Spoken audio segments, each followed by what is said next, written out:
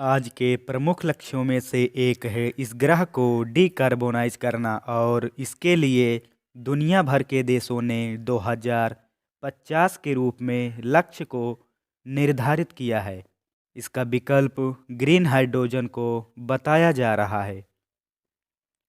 PM Modi ने नवंबर 2020 में राष्ट्रीय हाइड्रोजन ऊर्जा मिशन शुरू करने की योजना की बात कही थी। ग्रीन हाइड्रोजन के क्षेत्र में आगे बढ़ने के लिए प्रधानमंत्री ने 75वें स्वतंत्रता दिवस के अवसर पर राष्ट्रीय हाइड्रोजन मिशन का ऐलान किया था। आखिर क्या है ग्रीन हाइड्रोजन? क्यों सरकार इतना जोर दे रही है? आइए जानते हैं। हाइड्रोजन प्राकृतिक तौर पर पाया जाने वाला बेहद आम तत्व है जो अन्य तत्वों के साथ संयोजन में मौजूद होता है।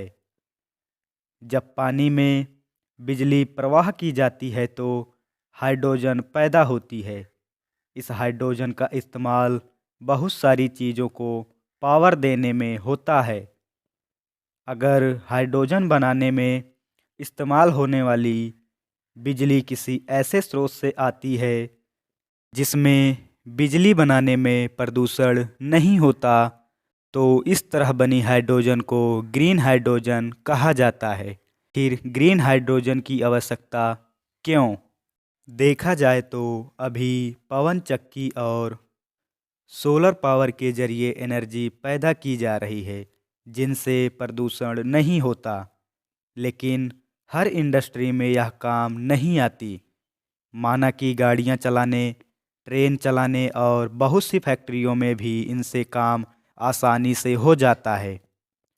लेकिन आज भी स्टील और सीमेंट जैसे उद्योगों में कोयले की ज़रूरत पड़ रही है जिनसे बड़े पैमाने पर प्रदूषण देखा जाता है। समस्या इस बात की है कि सूर्य पानी से बनी बिजली को इकट्ठा करना या स्टोर करना मुश्किल होता है।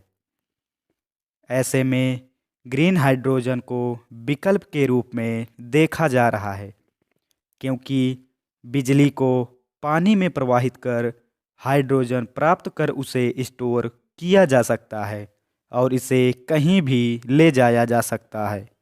लेकिन इसके फायदे के साथ नुकसान भी बड़े हैं। हाइड्रोजन बहुत अधिक ज्वलनशील होता है। अगर डीजल पेट्रोल का टैंक लीक हो जाए तो वह जमीन पर फैल जाएगा, लेकिन हाइड्रोजन टैंक में एक छोटी सी चिंगारी या लीक का अंजाम बहुत ही भयानक हो सकता है। 1937 में एक बड़े एयरशिप हिंडेनबर्ग में आग लग गई थी जिसकी वजह से उसमें सवार 97 लोगों में से 36 लोगों की जानें चली गई। 2011 में जापान में भूकंप आया और सुनामी आई। इसकी वजह से फुकुशिमा न्यूक्लियर पावर स्टेशन में हाइड्रोजन की वजह से एक बड़ा धमाका हुआ जिसके असर वहां आज भी देखे जाते हैं।